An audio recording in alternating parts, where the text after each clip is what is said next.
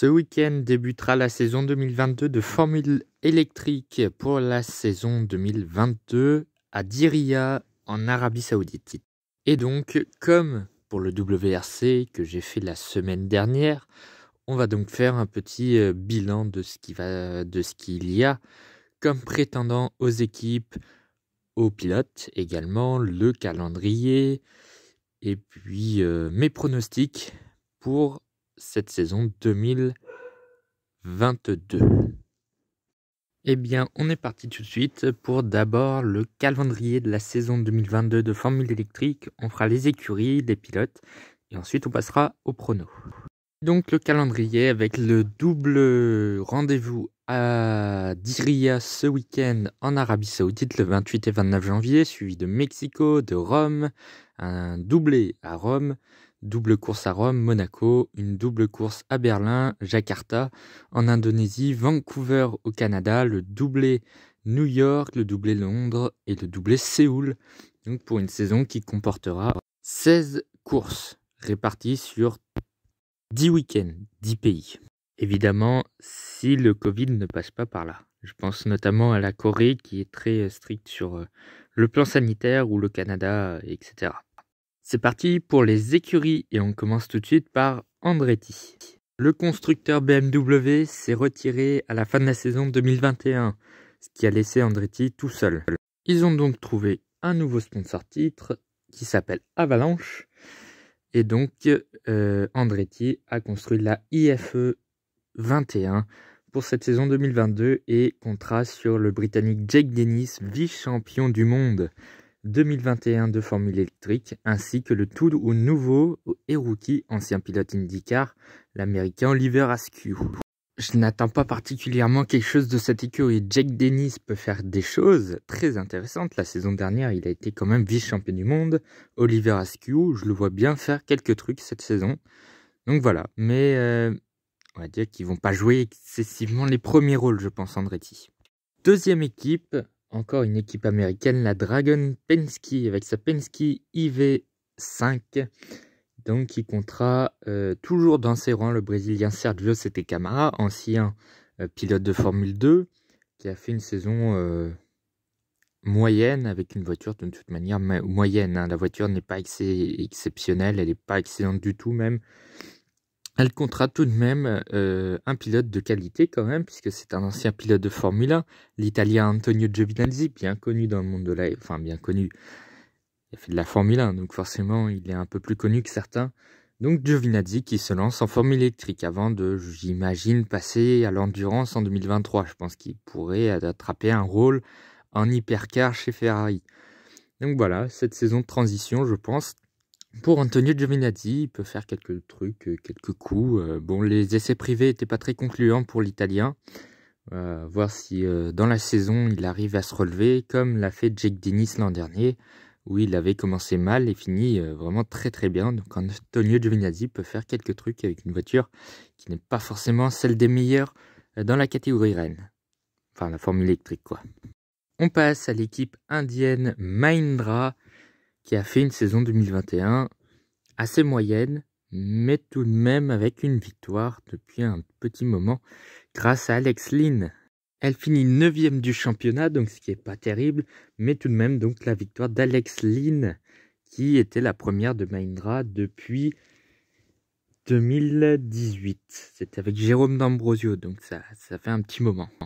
Mahindra comptera toujours sur Alexander Sims, qui a fait une saison pour moi franchement moyenne. Le Britannique sera associé à un autre Britannique tout droit venu de chez Nissan, Oliver Rowland, qui est un plutôt bon pilote, mais vu que la Nissan n'était pas franchement bonne, Rowland n'a pas pu faire grand chose l'an dernier, donc à voir. Mais Mahindra, ça va être une saison compliquée, je pense, pour les Indiens. Je pense qu'ils vont plutôt naviguer en fond de peloton. Même si la Formule électrique, vous pouvez faire tout de même des coups d'éclat, même avec une mauvaise voiture. On passe aux Chinois de chez NIO 333 avec apparemment une voiture qui s'appelle la 001. J'aurais pas fait mieux comme nom de châssis. Deux Britanniques, comme l'an dernier, Sauf qu'il y en a un des deux qui change. Le premier, c'est toujours Oliver Turvey, un pilote très expérimenté dans le monde de la Formule électrique, puisque je crois qu'il compte tout simplement 8 saisons en Formule électrique. Il est là depuis le début de la création de ce championnat en 2014. Ça fait même 8 ans qu'il est dans l'équipe Oliver Turvey, donc il connaît parfaitement l'équipe. Donc voilà, ça peut être un atout pour cette saison, même si la NIO est loin, loin, loin des autres. Il n'y a rien à espérer pour l'équipe chinoise. En revanche, leur deuxième pilote est plutôt bon, c'est Daniel Ticktum, tête brûlée de la Formule 2, enfin Formule monoplace. C'est pas un garçon que j'aime bien, mais il faut avouer quand même qu'il a du talent. Il peut faire quelque chose cette année avec NIO. Pourquoi pas quelques coups d'éclat et éventuellement un podium. Pourquoi pas. On passe à la Benetton. Enfin, c'est la Envision Virgin, mais qui ressemble fortement à la Benetton de l'époque. C'est assez troublant. Donc Envision avec la e-tron FE07 qui comptera toujours le même duo que l'an dernier, Robin Fringe, dont je n'arriverai toujours pas à prononcer son nom, et Nick Cassidy, qui donc resteront tous les deux au volant de cette Virgin. Virgin d'ailleurs qui s'est tiré, tout simplement, et donc qui laisse place juste à l'Envision. Donc l'écurie c'est bien Envision Racing. Je n'arriverai toujours pas à prononcer ni le nom de l'équipe, ni le nom du premier pilote, mais je parie que je vais y arriver d'ici la fin d'année. Je vais y arriver. L'équipe est plutôt bonne, les pilotes sont plutôt bons. Nick Cassidy a fait plutôt quelques trucs pas si mal. Bon, des erreurs de débutant pour le néo-zélandais, c'est assez sûr. Mais voilà, la voiture, je pense qu'elle peut être bonne. Et puis, si elle est bonne, je pense que Fringe peut jouer quelque chose cette année. Pourquoi pas Nick Cassidy, qui n'est pas un si mauvais pilote que ça. Il a remporté la Formule japonaise, la Super Formula. Donc, pourquoi pas faire quelques coups d'éclat et pourquoi pas viser un top 3 au championnat des pilotes. Pour un des deux pilotes, voire pourquoi pas les deux. On passe à Jaguar. La Jaguar avec TCS qui devient sponsor titre de l'équipe Jaguar et qui comptera le même duo que ces dernières années, Sam Byrne, Mitch Evans. C'est un des duos qui fonctionne le mieux, je trouve. Et cette année, je pense que ce sera la principale concurrente de Mercedes. Oui, parce que Mercedes sera, je pense, ultra dominante cette année. Et bon, bah voilà quoi. Vous passez de la F1, vous passez à la Formule électrique et vous voyez toujours Mercedes devant. Bon voilà, heureusement qu'il se retire fin d'année. Mais j'y reviendrai tout à l'heure. Donc Sam Byrne, Mitch Evans, ça peut faire de belles choses et je pense que ça va beaucoup gagner ce duo. Et Sam Byrne, pourquoi pas aller remporter beaucoup de courses surtout, et puis jouer une place au championnat. Jouer le titre, tout simplement pour le Britannique. Et puis Mitch Evans peut faire des jolis coups aussi. Il est peut-être un peu moins talentueux que Sam Byrne, mais il peut toujours faire des choses. Sam Byrne, on le rappelle, il a toujours remporté une course. En 7 saisons, il a toujours remporté au moins une course en une saison. C'est juste énorme. On rappelle, Jaguar en 2021 finit deuxième à 4 points de Mercedes et perd le titre dans la dernière course de la saison.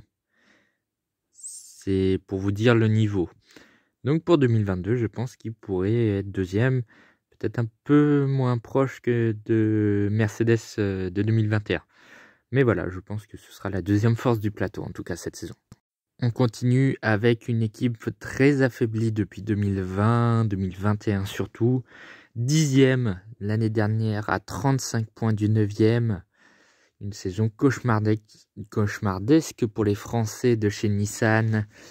Une saison complètement à oublier. Ils continueront avec le Suisse Sébastien Buemi qui lui est champion de la catégorie et qui a fini loin, très loin, hors du top 20 je crois au championnat. Il finit tout simplement 21e du championnat. Un Suisse qui n'était plus du tout au rendez-vous. Sa meilleure place est une 5e position en course. C'est juste mauvais. Et donc, il aura un nouveau coéquipier, c'est Maximilian Günther, qui faisait une saison 2021 plutôt bonne chez BMW Andretti. Cette année, il rejoint Nissan pour remplacer Roland. pour 2022, il n'y a clairement rien à espérer. Je pense que Nissan restera à son niveau. Espérons que Sébastien Buemi puisse revenir au top, que Maximilian Günther fasse mieux que Oliver Roland et ses 2 podiums, les 2 seuls de Nissan d'ailleurs dans la saison. Espérons-le, parce que c'est la seule équipe française du plateau, hein. Donc à nationalité française en tout cas, puisque Nissan est japonais, DS est français, mais l'équipe est chinoise. Mais pour 2022, ça va être franchement compliqué pour les Français. J'espère sincèrement qu'ils iront mieux qu'en 2021. On y arrive à Mercedes, dernière saison en formule électrique pour Mercedes qui se retire à la fin de la saison, très certainement pour se consacrer à la Formule 1. Et donc, on ne change pas une équipe qui gagne, champion du monde des constructeurs 2021 pour 4 points et à l'arracher sur Jaguar.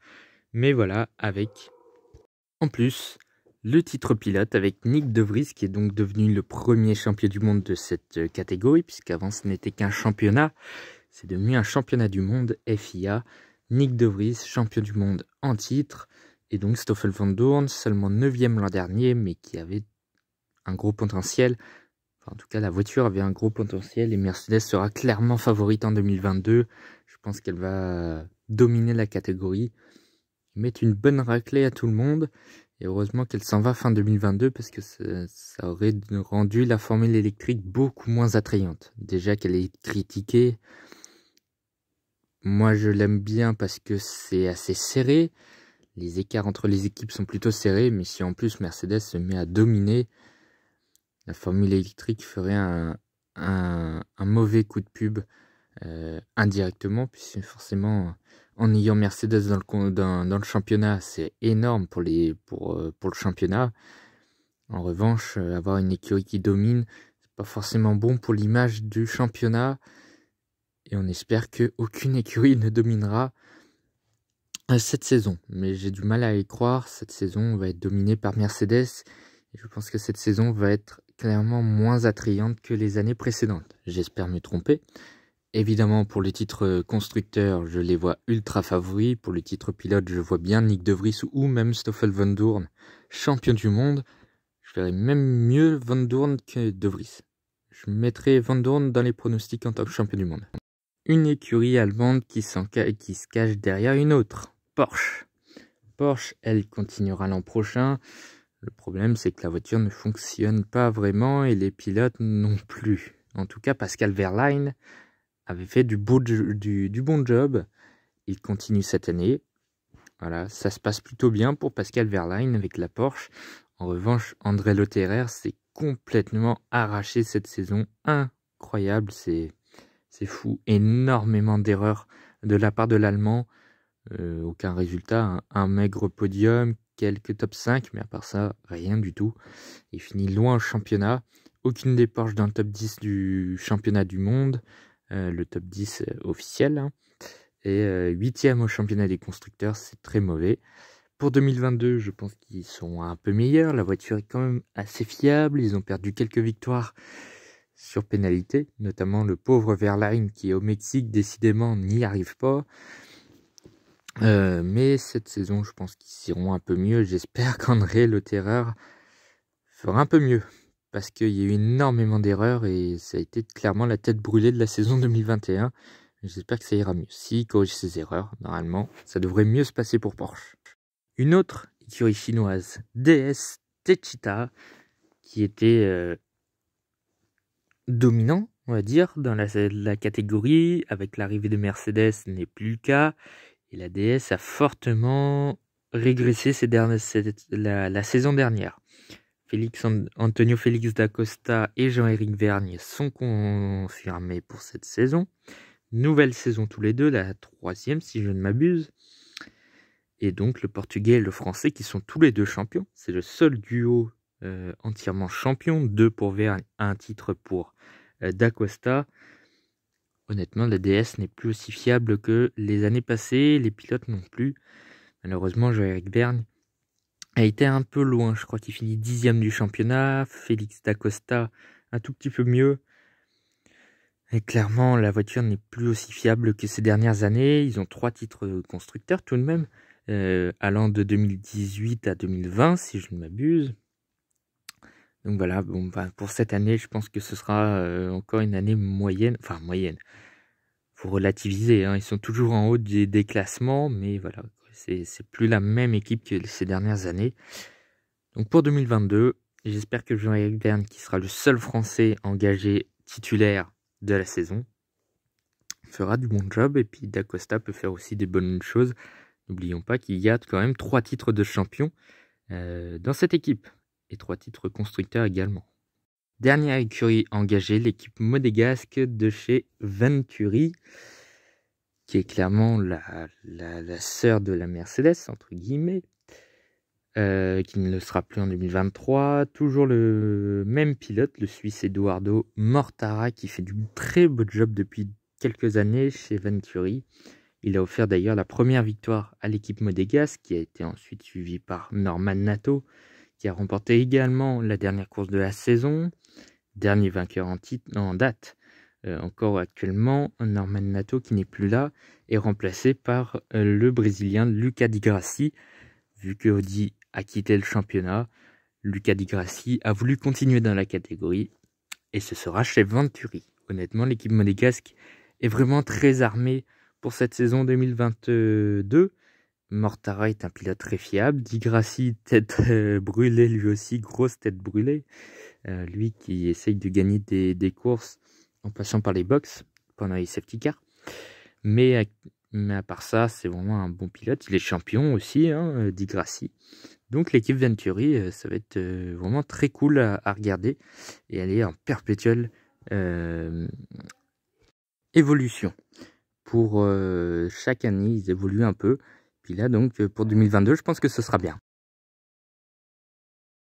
On passe au prono 2022 avec mon premier pronostic qui est Mercedes, qui remporte entre 40 et 60% des courses de la saison. Tout dépendra du nombre de courses suite au Covid.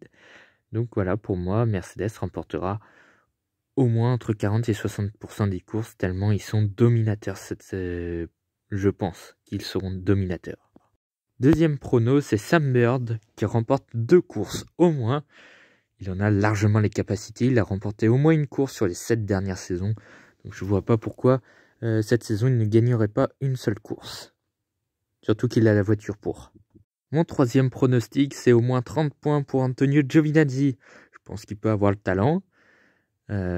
Il vient de la Formule 1, donc je pense que ça peut bien marcher pour Antonio Giovinazzi. Et puis en plus, il sera un peu plus connu que dans le monde de la Formule 1. Quatrième pronostic, au moins une victoire pour notre seul Français sur la grille, Jean-Éric Vergne. Je pense qu'il a la voiture pour gagner au moins une course. Et puis le talent, il faut rappeler qu'il est quand même double champion. C'est le seul à avoir été 2 fois champion dans cette catégorie électrique. Cinquième prono, au moins 7 podiums pour Venturi. Je pense qu'ils en sont largement capables. Ils ont le powertrain de Mercedes qui devrait être largement au-dessus du lot. Donc normalement, pour Venturi, ce sera les doigts dans le nez, 7 podiums. C'est largement. Avec Eduardo Mortara et Lucas Di Grassi, ça peut que faire du bien pour l'équipe de Jérôme D'Ambrosio. Sixième prono, 5 équipes qui gagnent au moins une course. C'est largement possible. Je peux même vous faire une liste. Mercedes, DS, Jaguar, Envision et éventuellement une autre équipe surprise. Pourquoi pas, genre Mahindra ou quelque chose comme ça. Au moins 25 points pour NIO avec l'arrivée de Dan Ticktum. Je pense qu'ils peuvent en être capables. Ticktum est un très bon pilote. Et puis avec Oliver Turvey qui connaît parfaitement la voiture, je pense qu'ils le peuvent. Et un seul podium pour Nissan Idams. La voiture, je pense, ne sera pas au point pour cette saison 2022, malheureusement pour les Français. On va passer maintenant pour les championnats constructeurs, puis pilotes. Donc au championnat des constructeurs, je vois évidemment le titre mondial pour Mercedes, ultra dominateur, devant Jaguar, Andretti, Envision, Venturi, Porsche, DS, Mahindra, Dragon, Nissan et NIO. J'ai hésité pour Nissan, j'aurais pu les mettre 9e, mais ça va être, je pense, compliqué. Et enfin, pour le titre pilote, je vois bien Stoffel Vandoorne, champion devant Nick De Vries et Sam Bird, avec Jake Dennis, Evans, Dacosta, Mortara, Freins, Di Grassi, Wehrlein, Cassidy, Verne, Le Terreur, Roland, Giovinazzi, Askew, Buemi, Tictum, Gunther, Sims, Tervé. Et enfin, en dernière position, Sergio, c'était Camara. Évidemment, c'est s'il n'y a pas de remplacement. Il pourrait y avoir des remplacements dans l'année, des pilotes qui se fassent virer, etc. Donc voilà pour mes pronos. Et puis on verra donc à la fin de la saison si mes pronos ont été bons ou pas. Cette vidéo et ce guide de la saison 2022 est donc terminé. On se retrouve donc pour une nouvelle vidéo dès la semaine prochaine. Je rappelle, dimanche, live pour le débrief de ces premières courses. Les deux e-prix de Diriyah en Arabie Saoudite ce week-end pour la première et deuxième manche de la saison 2022 sur les 16 manches.